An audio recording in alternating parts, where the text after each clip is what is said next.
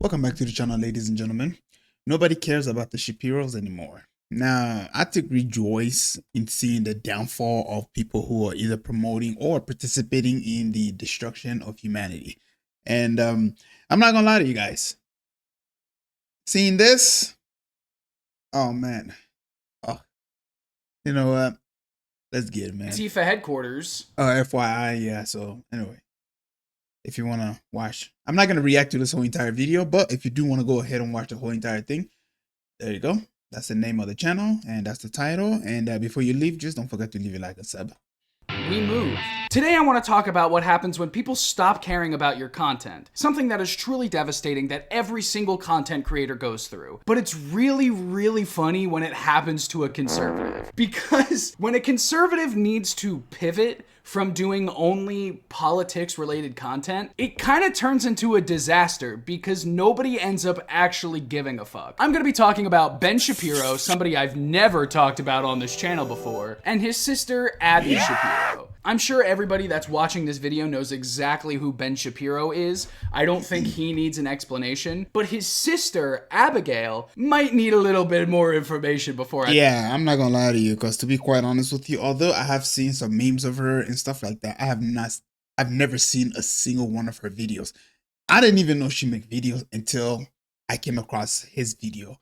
And he talks about how she makes short videos and stuff. I never knew about her. So Abigail Shapiro, as I've mentioned, is Ben Shapiro's sister, who became extremely famous online around like 2018 because if you've seen the meme, you will understand why he puts so much emphasis on more sister. Information before I talk about her. So Abigail Shapiro, as I've mentioned, is Ben Shapiro's sister, who became extremely famous online around like 2018. Either that or he probably just said something else and then he had to the voiceover and say sister, but because she has really big boobs. Unfortunately, that's what it was. I'm so sorry. You could literally go into her comments right now and find at least 5 instances of people sexually objectifying her. But something that Abigail has in common with her brother, other than their incredible musical abilities, the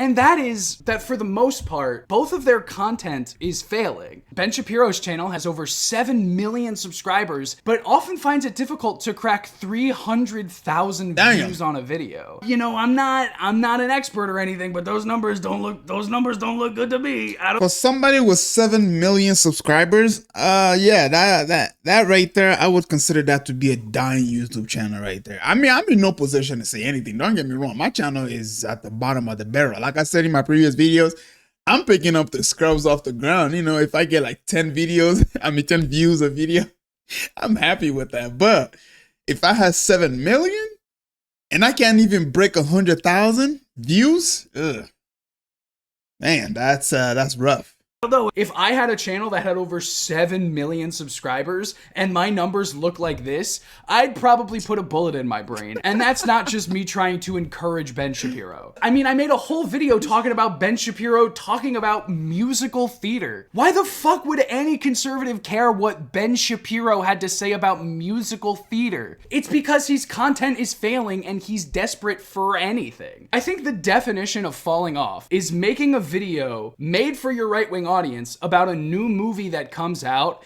and getting completely destroyed in the Damn, the writer is bad, said the film screenwriter. Ben Shapiro is a real-life member of Christmas Adventure Club. Ben is a film screenwriter and he's saying the writer is bad.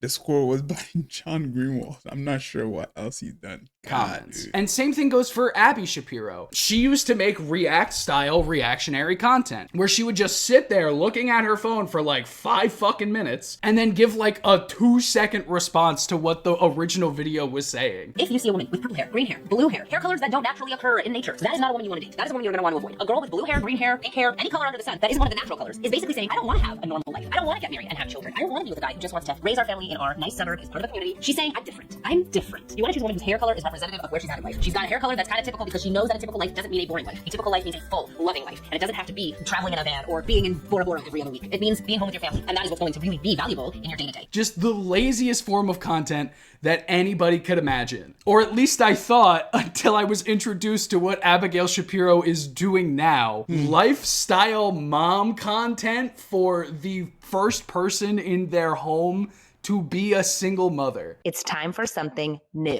I'm launching the First Generation Stay-at-Home Mom, a free Substack and a completely new Instagram page. It's for all stay-at-home moms, but especially for those who are the first in their families to embrace motherhood and homemaking as a full-time vocation. Look, everybody's Is she a mom? I don't know, don't care. got a niche. I can't bash someone for having a niche. But based on the numbers, I don't think anybody really gives a fuck about this niche at all. If this was a random person starting out, I would be commending them, saying, oh my god, this is fantastic. You're getting hundreds of likes on a video. That's awesome. But this is fucking Ben Shapiro's sister we're talking about. These numbers are pathetic. And it's because True. nobody cares about their dumb grift anymore. So I just wanted to take this video to show you guys just what the Shapiros are up to recently. And boy, howdy, is it gonna be a doozy. Why the fuck did I say it like that? But first, what's up? My name is Connor McDowell, and I am not campaigning to be People Magazine's sexiest man alive anymore.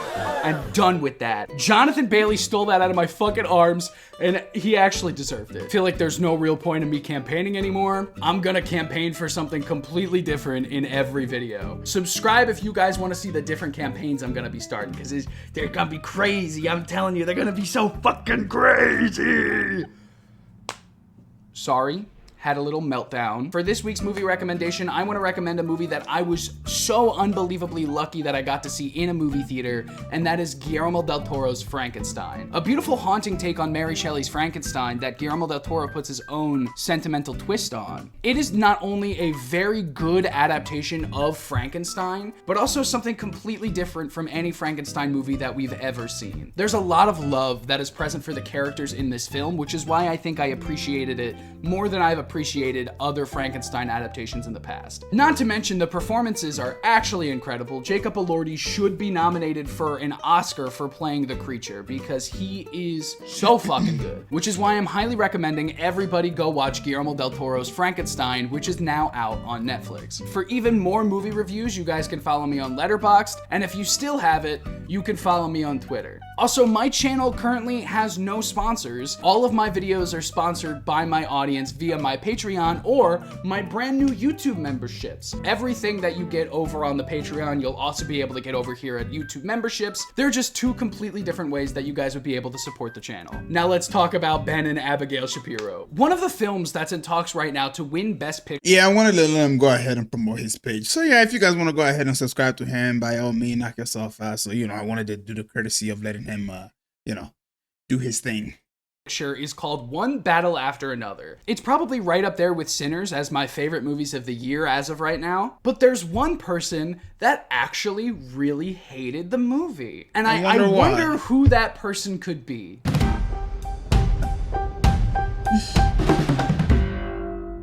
Alrighty, so let's go through this movie. First of all, not good. Do not like. Bad. Oh god, I'm completely shocked that Ben I'm not gonna lie to you guys, man. After the past after the past few years, right? And then, of course, the downfall of the Daily Wire and clearly the downfall of Ben Shapiro's channel or anything like that. Why should we take anything this man says to heart? Like, why should we do that anymore, right? Like, you were a grifter. You were somebody who is a mouthpiece for a group of people who literally hate Americans, who hate Christians, who hate Muslims. You are a mouthpiece for people who literally don't give a damn about humanity altogether. And now you want to sit in your cubicle, right, with your 7 million subscribers and only your less than 100,000 views, and then lecture us on what we should and shouldn't like.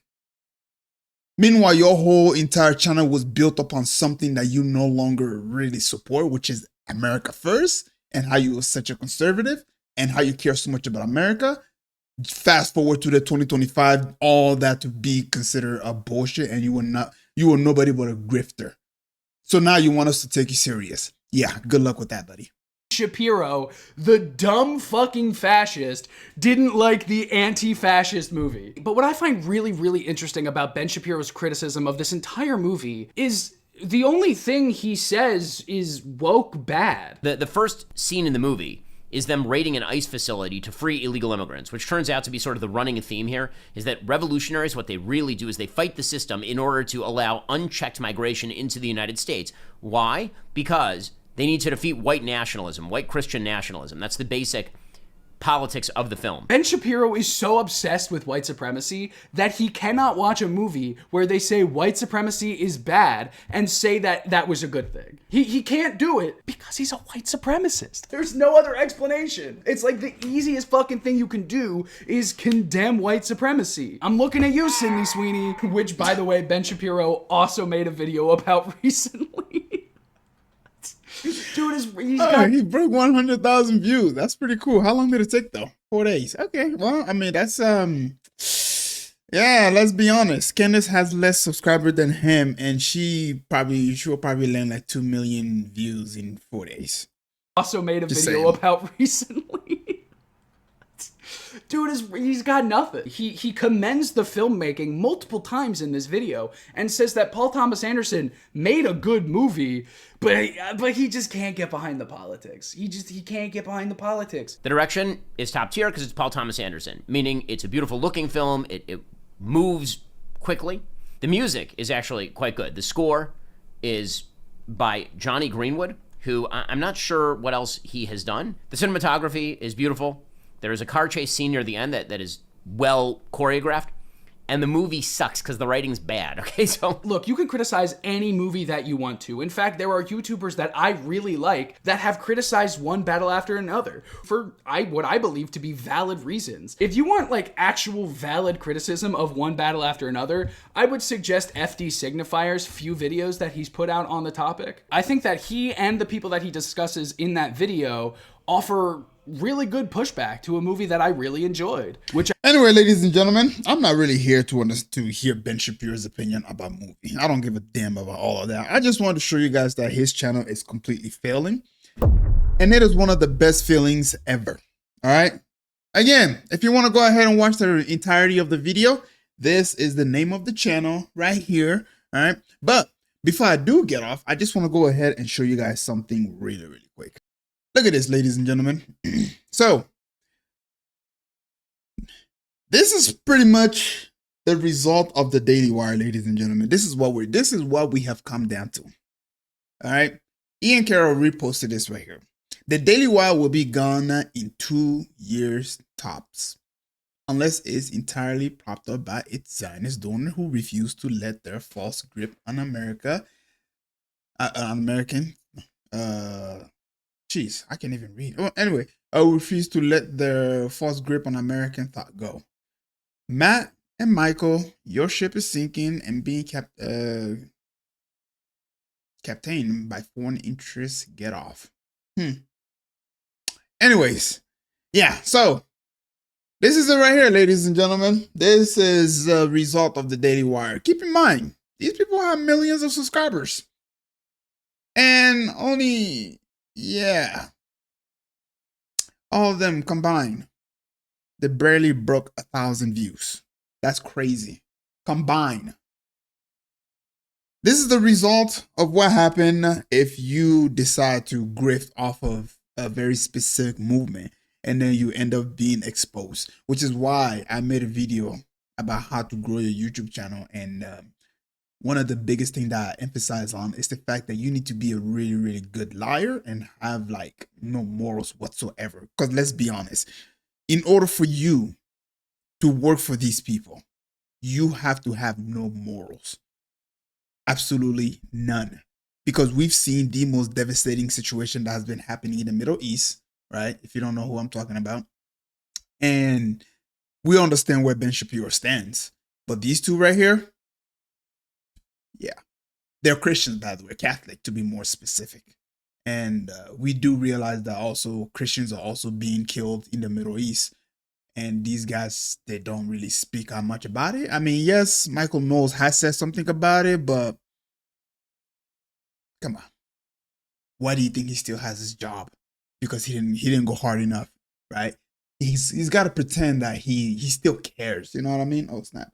I completely forgot my thing was there. But yeah, he's got to pretend that he still cares, and so that's the whole point of that. Anyways, ladies and gentlemen, thank you so much for stopping by. I just want to go ahead and let you guys know that the Daily Wire is crashing, and it brings joy to my heart. You know, it brings joy to my heart. I'll catch you guys up.